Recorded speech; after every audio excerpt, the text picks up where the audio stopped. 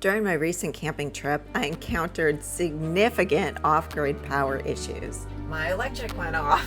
Can I handle solving this electrical challenge myself? Now to figure out what kind of tool I need. Or will I become frustrated and emotional? I'm not qualified to do this. I don't know why it scares me so much.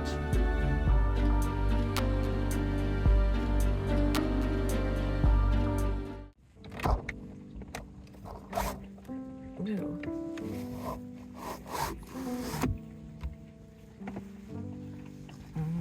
This is our morning view.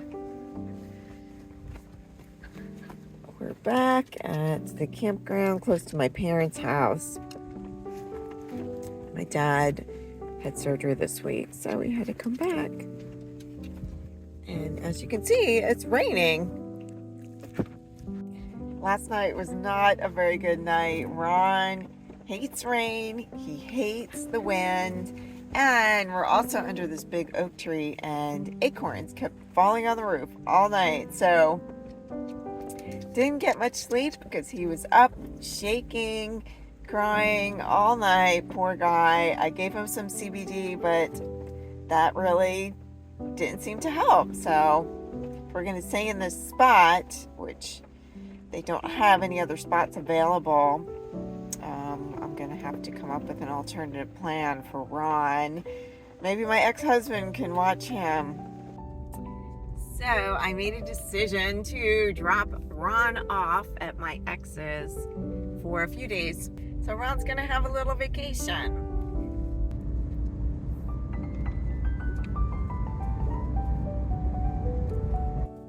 With Ron safely at my ex's, I'm gearing up for a challenging weekend project, troubleshooting my DC to DC charger. The DC to DC charger is going to charge my battery as I'm driving down the road. The DC to DC charger is not working. I couldn't help but wonder if the DC to DC charger was hooked up and working. It may have spared me from cutting my adventure short. A campground neighbor of mine disconnected the wiring for me because the charger drained my truck battery and did funky things to the camper's DC power. My truck won't start. The plan was to reconnect the charger to the battery, connect it to my truck, and then check the app settings because that might be the issue. When I'm researching that it might be a setting on the app, it seems like a very simple plan, but it wasn't to me. Electric stuff does not come natural to me, and when it starts talking about smart shunts and ground leads and isolated system and wire gauge, like, what? Can you see the writing on the wall here? Now to figure out what kind of tool I need to take this nut, bolt, nut off of the battery terminal. I don't know all the words to describe these things. Okay, I'm not gonna cry. This didn't go so well. Maybe one of these? Maybe? I'm even afraid to touch this thing. I'm also supposed to install this fuse? Do I really need this? I don't know where the hell this goes.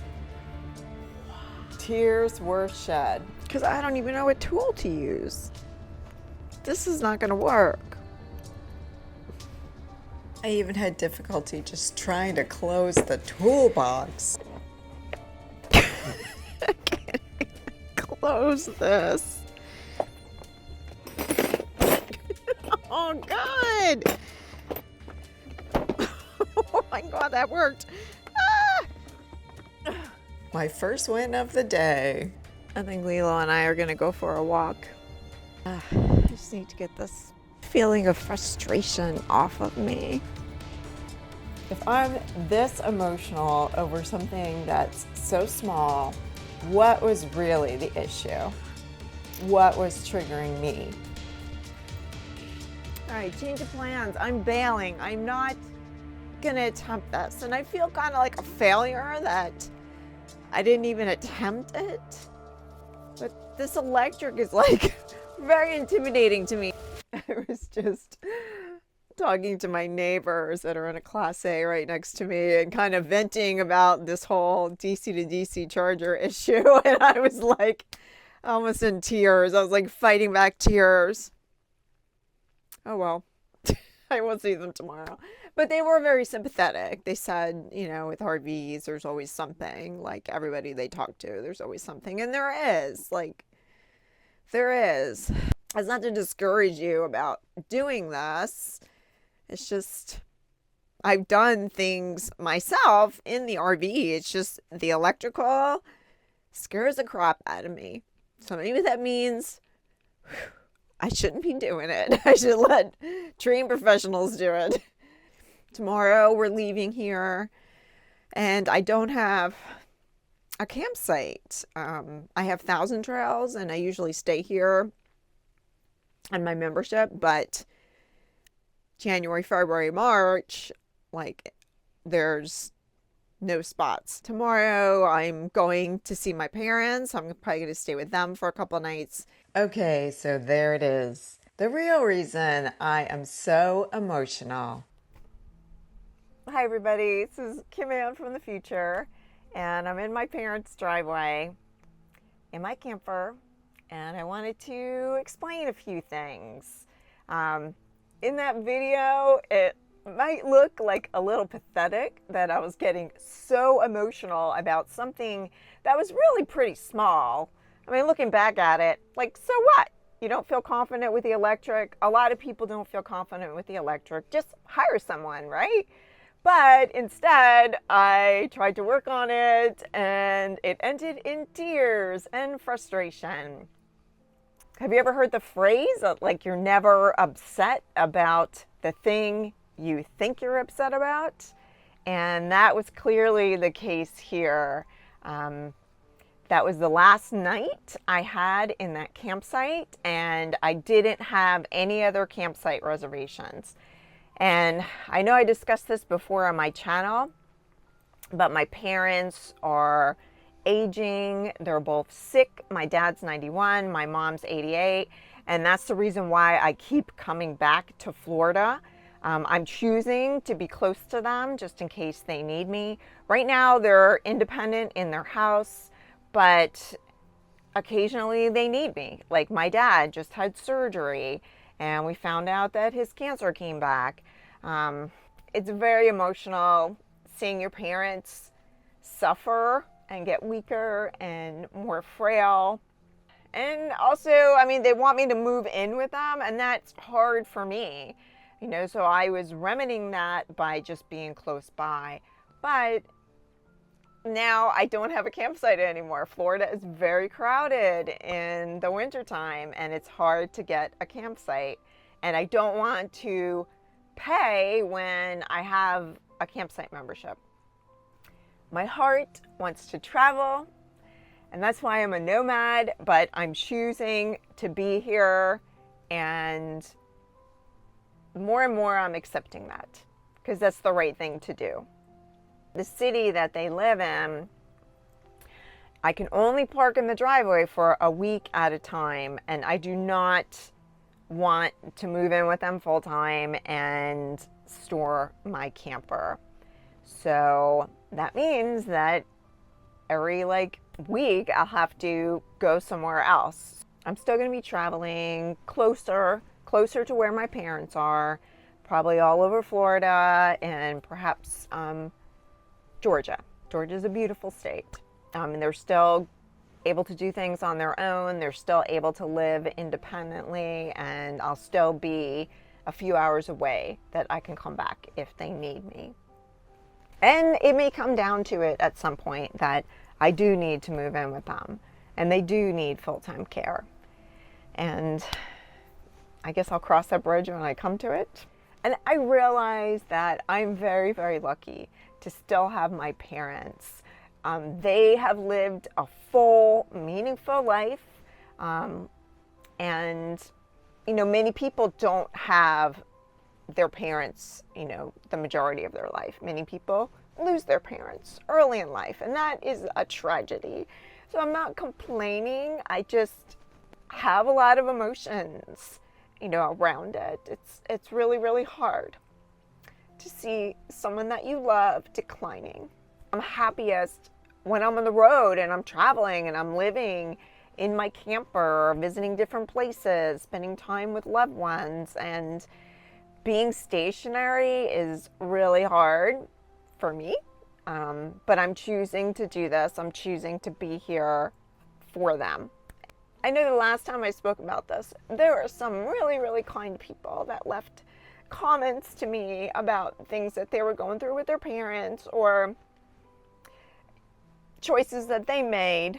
And, you know, if anybody is watching this that has a similar story or has any advice, like, please leave it in the comments. I would be very grateful. That always fills my heart. So thank you. Thank you all. Thank you for letting me explain, and thank you for your support and watching my video. Now it's time to go back to the video where I go to pick up Ron at my ex's house. So it's been a different experience just being with Lilo by herself. She's like a different dog when she's not with Ron. Yeah, Lilo's been eating her food, which normally when she's with Ron, it's hard to get her to eat her food.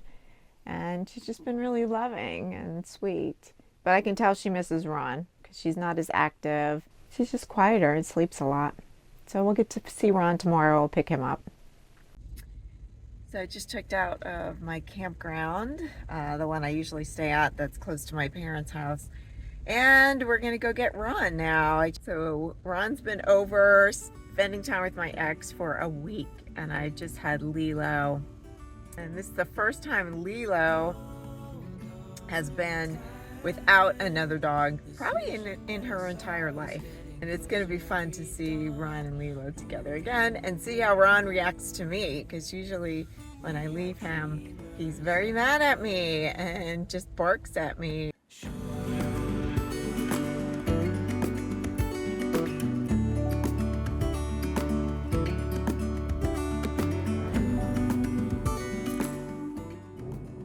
It was a little weird going to my ex's house because that house was my house before we got married, and when we got divorced he wanted the house, so I cut him a deal. It's his house now. It brings back memories because I raised my kids in that house.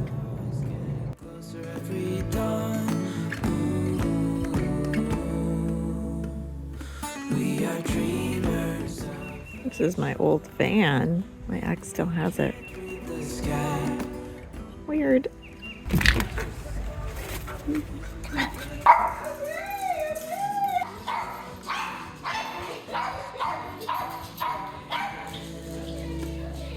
We are dreamers.